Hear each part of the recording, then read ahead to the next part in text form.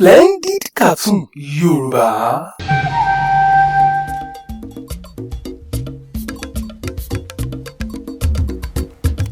Hello Capo, ẹ sọ fáwọn òyìnbó yẹn 20 million ní jálẹ̀ kò sáróyè mo dẹ̀ ń gbedé báyìí mo ń gba owó mi ni o.